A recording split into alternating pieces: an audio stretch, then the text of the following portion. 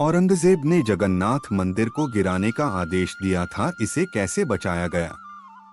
मित्रों, 1681 तक औरंगजेब धार्मिक कट्टरता के सबसे निचले स्तर पर पहुंच गया। उन्होंने जगन्नाथ मंदिर को नष्ट करने के लिए एक फरमान जारी किया। उसने बंगाल प्रांत के अपने सूबेदार अमीर उमरा को इसे गिराने का आदेश दिया। फरमान प्राप्त कर अधिकारी मंदिर को नष्ट करने के लिए पुरी पहुंचे। ओडिशा मुगल शासन के अधीन था, हालांकि इसमें अभी भी खुर्दा के राजा को गजपति के रूप में जाना जाता था, जो मंदिर के रक्षक के रूप में कार्य करते थे। अब इस खबर को सुनकर हर जगह भय, गुस्सा और हताशा थी, लेकिन हर कोई बेबस था। तो आखिरकार एक योजना बनाई गई। मुगल सूबेदार के साथ बातचीत हुई, उन्हें रिश्वत के रूप में मोटी रकम की पेशकश की गई थी। फिर भी वह औरंगजेब के आदेश पर अमल न करने का परिणाम जानता था। हालांकि रिश्वत की रकम बहुत बड़ी थी और ओडियस उन्हें इस प्रस्ताव के साथ मनाने में सफल रहे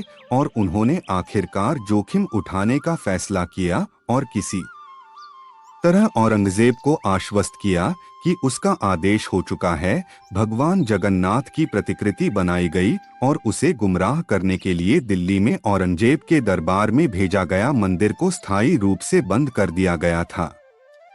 सारी रस्में रोक दी गईं, तीर्थ यात्रा रोक दी गई। एक अफवाह फैलाई गई कि जगन्नाथ मंदिर और मूर्ति को नष्ट कर दिया गया है। वार्षिक पुरी रथ यात्रा रोक दी गई। यह सब करके इस तरह से एक माहौल बनाया गया था कि औरंगजेब का मानना था कि उसके आदेशों को पूरा किया गया है। उस दौरान दक्षिण में मराठा औरंगजेब के लिए एक बड़ी समस्या पैदा कर रहे थे, इसलिए उसे विद्रोह को दबाने के लिए डेक्कन आना पड़ा। सिख, जाट आदि लगातार परेशानी पैदा कर रहे थे, इसलिए औरंगजेब इस तरह के मामलों पर ध्यान केंद्रित करने में सक्षम नहीं था। इसलिए मराठों और अन्य समूहों के लिए एक बड़ा धन्यवाद, जिनके कारण ओडियस और हिंदुओं का गौरव जगन्नाथ मंदिर इकोलॉस्ट के प्रकोप से बच गया था। अंत में 1707 में औरंगजेब की मृत्यु के बाद मंदिर को फिर से खोल दिया गया और रथ यात्रा फिर से शुरू हुई।